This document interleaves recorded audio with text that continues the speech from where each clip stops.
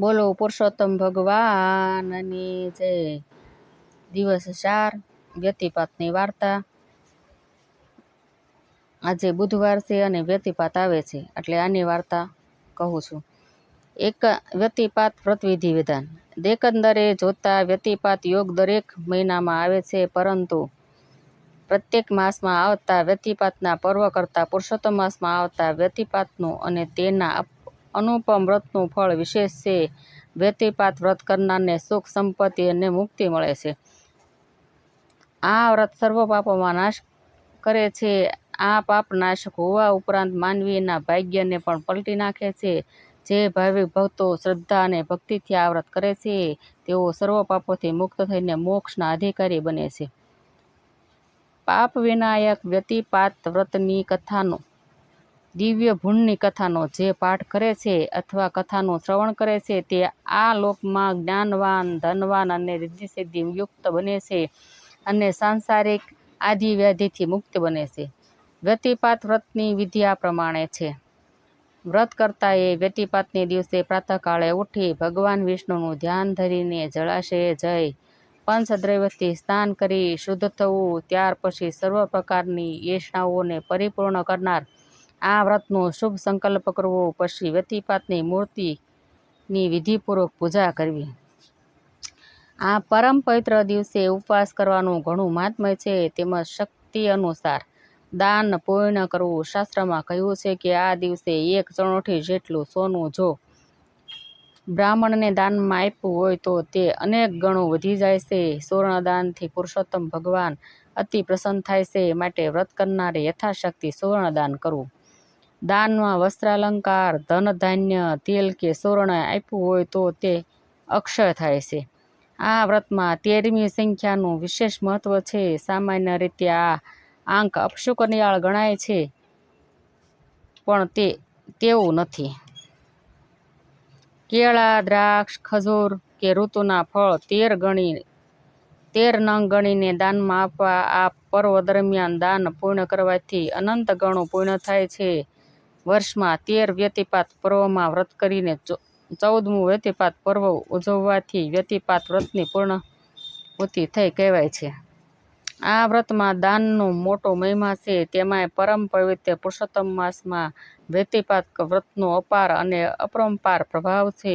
આ વ્રત અનેક ગણું ફળ આપે છે। આ વ્રત કરનાર સ્ત્રીએ અખંડ સૌભાગ્યની પ્રાપ્તિ થાય છે, સાંસારિક કલેશ કંકાસ દૂર થાય છે, સંતતિ અને સંપત્તિની પ્રાપ્તિ થાય છે, વ્રત કરનારના આયુષ્યની અભિવૃદ્ધિ થાય છે।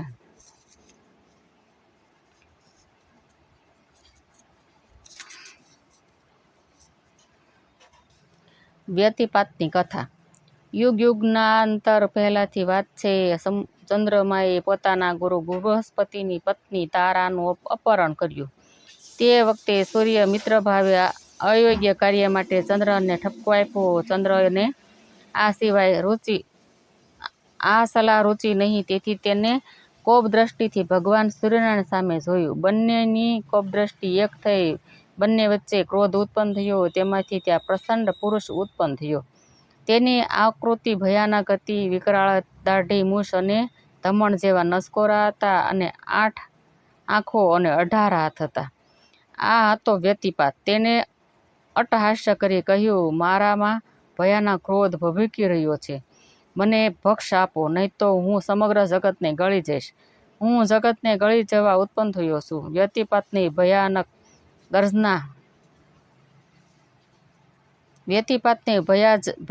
ગર્જના અને આ ચીમકી ધમકી સાંભળી સૂર્યચંદ્ર બોલ્યા, હે વ્યતિપાત, તું શાંત થા। તારું પ્રાગટ્ય અમારા બંનેની કોપદ્રષ્ટિથી થયું છે, તેથી તારું નામ વ્યતિપાત રહેશે। તું યોગોનો રાજા ગણાઈશ। તારું અર્ચન પૂજન કરનાર વ્યક્તિ ધનવાન, પુત્રવાન અને આયુષ્યવાન બનશે। વ્રત કરનાર સ્ત્રીઓ અખંડ સૌભાગ્યવતી બનશે અને તારા ભક્ષની વ્યવસ્થા કરી છે। જગતના લોકો તારું વ્રત કરીને જે પુણ્યદાન કરશે તેના પાપ તું ખાજે અને પાપીઓને શિક્ષા કરજે, જેથી તારે ક્રોધ પણ શાંત થશે। તારું વ્રત કરનાર સુખ, સંપત્તિ, સંતતિ પામશે। પ્રાતઃકાળે વહેલા ઉઠી જે પંચદ્રવ્યથી સ્નાન કરશે અને તારી મૂર્તિનું પૂજન કરશે અને ફળાદિનું નૈવેદ્ય ધરશે તેને અનંત સુખ પ્રાપ્ત થશે. યમરાજાનો પાશ પણ તેને નહીં બાંધી શકે અને મનોવાંછિત ફળ પામશે. ભૂખ અને ક્રોધ તને પીડે છે, પણ તારે તો ભોજનના દાનનો આહાર કરવો રહેશે. વ્યતિપાત વખતે જે વ્રતધારી દાન પુણ્ય કરે છે તે તારે ખાવાનું, અને જે પુણ્યદાન ન કરે તેના પર ખોપ ઉતરશે. સૂર્યચંદ્રની આ વાત સાંભળીને વ્યતિપાતને સંતોષ થયો કે સૂર્યચંદ્રને પ્રણામ કરી વિદાય થશે. પૂર્વ એક વૈશ્ય રાજા થઈ ગયો. તેનું નામ હતું હર્ષસ્ર. તેણે આ વ્યતિપાત વ્રત કર્યું હતું અને એક ભૂંડ પર દયા આવી અને વ્રતનું ફળ અર્પણ કર્યું હતું. આ દિવ્ય ભૂંડની કથા આ પ્રમાણે છે. પૂર્વે એક વૈશ્યે વ્યતિપાત વ્રત કરનાર ભિક્ષુકનું અપમાન કર્યું હતું. આથી તેનો અધમ યોનિમાં ભૂંડ રૂપે જન્મ થયો હતો. હર્ષસ્ર નામના રાજાએ પૂર્વકાળમાં આ વ્રત કર્યું હતું. તેને આ બેહાલ ભૂંડને જંગલમાં ભટકતું જોયું. તેનું હૃદય દ્રવી ઉઠ્યું. તેને દયા આવવાથી વ્યતિપાતનું વ્રતનું ફળ આ ભૂંડને અર્પણ કર્યું. આ ભૂંડ પણ મોક્ષ પદનું અધિકારી બન્યું હતું. આવો છે આ અનુપમ પુરુષોત્તમ માસના વ્રતનો પ્રભાવ. વ્યતિપાત એ યમરાજાની પ્રસન્નતા પ્રાપ્ત કરવા માટેનું અનોખું વ્રત છે. અધિક માસમાં આવતો વ્યતિપાત અધિક ફળદાયી ગણાય છે. આ વ્યતિપાત યોગની કથા વરાહ ભગવાને પૃથ્વીને સંભળાવી હતી. વર્ષમાં 13 વ્યતિપાત પર્વના વ્રત કરીને 14મું વ્યતિપાત પર્વ ઉજવવાથી વ્યતિપાત વ્રતની પૂર્ણાહુતિ થઈ કહેવાય છે. વ્યતિપાત વ્રતની કથા સાંભળશે જે જન સ્નાનદાન કરશે, વળી યમરાજ રહેશે પ્રસન્ન. પ્રાચીન સમયમાં હર્ષસ્ર રાજાએ આ વ્રત કર્યું હતું અને તે એક ભૂંડ પર દયા આવીને વ્રતનું ફળ અર્પણ કર્યું હતું. તેથી કથા આ પ્રમાણે છે. એક અતિ લોભી વૈશ્ય કદી કથા સાંભળતો નહોતો અને દાન પણ કરતો નહીં.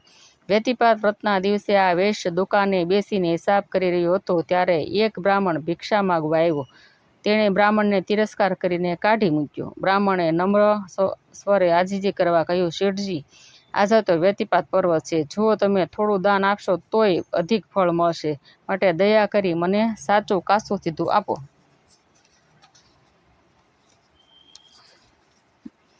વૈશ્ય એકનો બે ન થયો. તેને બ્રાહ્મણને ધુત્કારી કાઢ્યો. બ્રાહ્મણે ક્રોધાવેશમાં શાપ આપ્યો કે હે શેઠ, તને મારા અંતરને બાળ્યું છે અને મને નિરાશ કર્યો છે. માટે તમે વનમાં ભૂંડ થઈને ભટકશો. જ્યારે તમને કોઈ વ્યતિપાતનું ફળ આપશે ત્યારે તમારા બળતા અંગોમાં ઠંડક થશે.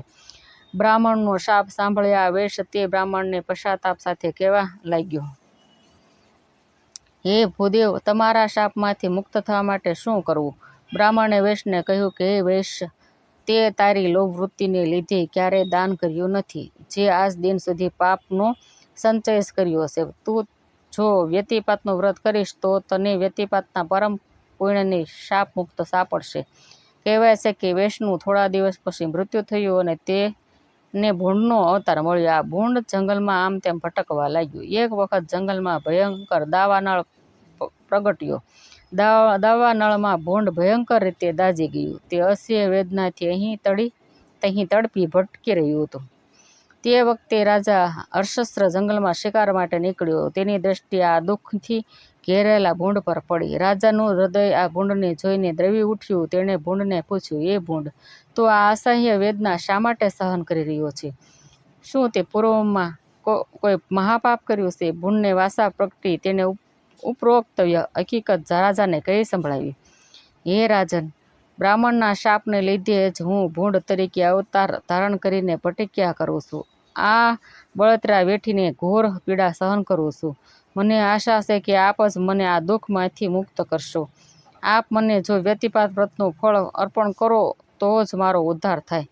દયાળુ રાજા હર્ષશ્રી હાથમાં જળ લઈને તેના પર દયા દાખવીને વ્યતિપાત વ્રતના દાનનો સંકલ્પ કર્યો અને જળ ભૂંડના શરીર પર છાંટ્યું. તે તરત જ ભૂંડમાંથી માનવ આકૃતિ પ્રગટ થઈ. આ દિવ્ય સ્વરૂપે આ આકૃતિ સ્વર્ગે સિધાવી. કહેવાનું તાત્પર્ય એ છે કે વ્યતિપાત વ્રતના દાનનો મહિમા અપરંપાર છે. વળી તેમાં અધિક માસમાં વ્યતિપાત કરવાથી જે તો વાત જ ન પૂછવી. આ વ્રત અનેક ગણું ફળ આપે છે, માટે ભાવિક ભક્તોએ વ્યતિપાત વ્રતના દિવસે પ્રાતઃકાળે સ્નાન વિધિથી પરવારી વ્યતિપાતની મૂર્તિનું શાસ્ત્રોક્ત વિધિ અનુસાર અર્ચન પૂજન કરવું, આ દિવસે ઉપવાસ કરવો અને પોતાની શક્તિ અનુસાર દાન કરવું. સુપાત્રને આપેલ દાન અક્ષય થાય છે. દાનમાં સૌથી મોટું દાન અભયદાન છે. દાન એ ત્યાગનું સોપાન છે. મનુષ્યનું ગૌરવ કાર્યની સિદ્ધિમાં નહીં પણ તેની ભાવનામાં રહેલું છે. જે અભયનો ભંડાર હોય તે જ અભય આપવાને શક્તિશાળી કહી શકાય છે. સામાન્ય રીતે જોતા મનોદાન, વચનદાન, શ્રમદાન, બુદ્ધિદાન, અન્નદાન, વિદ્યાદાન, સાધનદાન એવો ક્રમ કહી શકાય. વિવેકોનો 10મો નિધિ. વિવેકને 10મો ભંડાર કયો છે. દાનમાં પણ વિવેકની અગત્યતા છે. વિવેક દ્રષ્ટિ જ દાન ધર્મને પારખી શકે છે.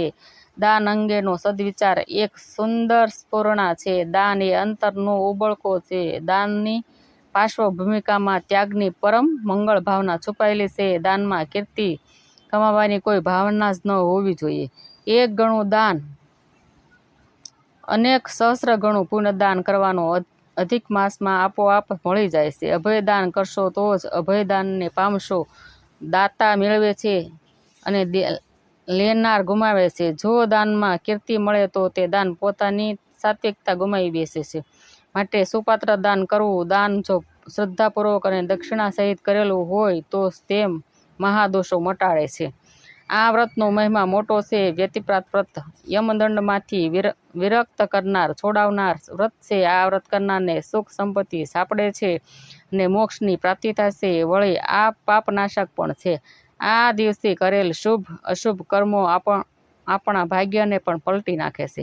ટૂંકમાં કહીએ તો વ્યતિપાત વ્રતનો અને દાનનો પ્રભાવ વિશેષ છે. તેમાંય અધિક માસમાં આ વ્રત મહાત્મ્ય ઘણું છે. આ વ્રત પણ અધિક ફળદાયી છે. યુધિષ્ઠિરે માર્કંડેય મુનિને પૂછ્યું કે હે મુનિવર્ય, આ વ્રત કોણે કરેલું અને તેનું ફળ શું મળ્યું? હે રાજન, આ વ્રત હર્ષસ્ર નામના દયાળુ રાજાએ કર્યું હતું અને ભૂંડ પર દયા આવવાથી વ્રતનું ફળ ભૂંડને આપી દીધું હતું અને ભૂંડ દિવ્ય રૂપ ધારણ કરીને સ્વર્ગે સંચર્યો હતો. પૂર્વે મહર્ષિ વ્યાસે વંશ વૃદ્ધિ માટે સુખદેવજીને આ વ્રતનો મહિમા કહ્યો હતો. વળી પૃથ્વી દેવીએ આ વ્રત માટે વરાહ ભગવાનને પૂછ્યું હતું અને તેમને આ વ્રત વિશે માર્ગદર્શન આપ્યું હતું.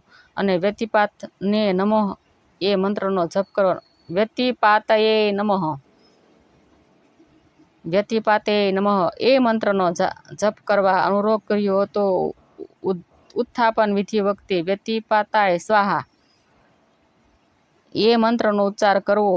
હે પૃથ્વી, તમે જો અનંત પુણ્ય પામવા ઈચ્છતા હો તો વ્યતિપાતની પૂજા કરો. જે વ્યક્તિ આ કથા લખે છે, પઠન કરે છે અથવા શ્રવણ કરે છે તે સ્વર્ગમાં સંચરે છે. વાંચક વૃંદને વિદિત થાય છે. વ્યતિપાત વ્રત વિશે વિસ્તૃત માહિતી વરાહ પુરાણમાં ઉપલબ્ધ છે. તદુપરાંત નારદ પુરાણમાં પણ આ વ્રતનું વર્ણન